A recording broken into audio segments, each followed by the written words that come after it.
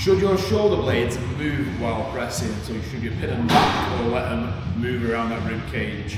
It totally depends on the individual and how healthy their shoulder is and what the goal is. So you can lift a little bit more load when your shoulder blades are pinned back because your chest, your pecs, it's got more leverage. But if your shoulder isn't the healthiest and you're getting a little bit of pain, I definitely advise on letting them move and wrap around that rib cage, just because there's potentially a little bit more shear at the shoulder if we do pin them back. So it's totally dependent on the individual, the goal, and the health of the shoulder joint.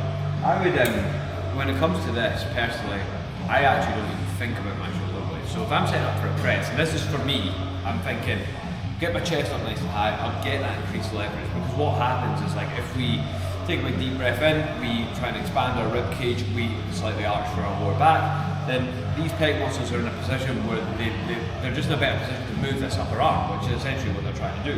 So for a pressing motion, that makes a lot of sense. But I don't really think about the shoulder blades. I'm just kind of thinking chest up, and as long as I'm keeping my chest in front of my shoulders, like, you see a lot of people pressing like that, where their shoulders are kind of coming in front of the chest. And those are the guys that are always like, oh, I don't feel anything when I press. I don't feel any chest. Yeah, they're just feeling front delt.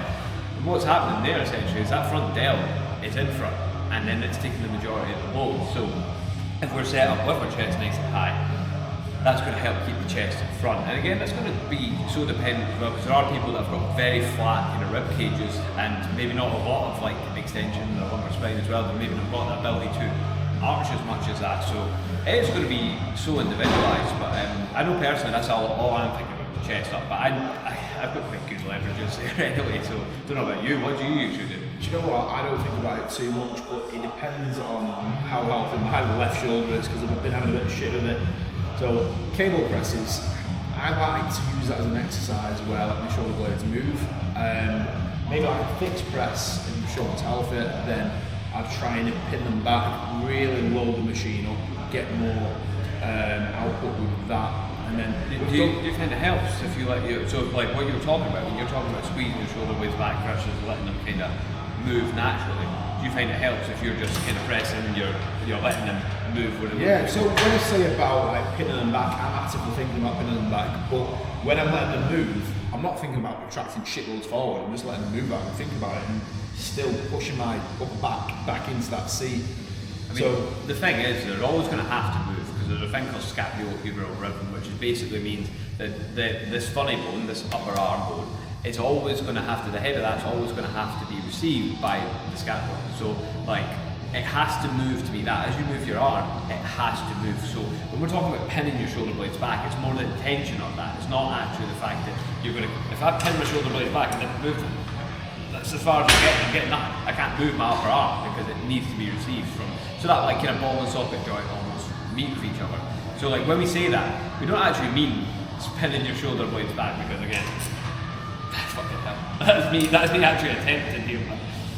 That happens. Absolutely, it's like when your arm gets so far with your head and you start lifting it up, then that's where that scapulohumeral rhythm, that's when that comes into play.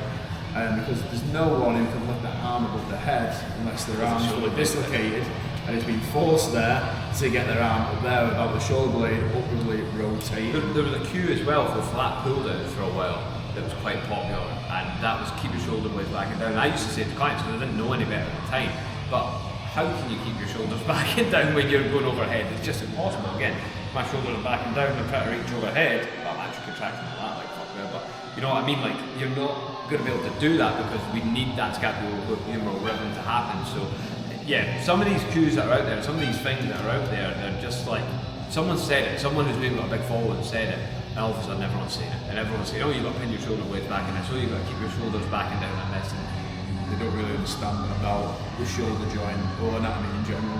Yeah, learn to, if you see something online, learn to don't believe everything, I suppose. Like, just because someone's got 250,000 followers doesn't mean they're right. Just because we're speaking to you and we sound like we're right doesn't mean we're right. Fucking do your research, don't just listen to us. Question everything. That's the fucking the aim of the game, isn't it? But yeah, hopefully that gave you absolutely no answers on what you should do with your shoulder blades. In my opinion, to put out a broad statement to give some sort of solid answer, I say just think about extending your spine, assuming that doesn't cause any issues for you, and keeping your chest in front of your shoulders if you're trying to make a pec bias press.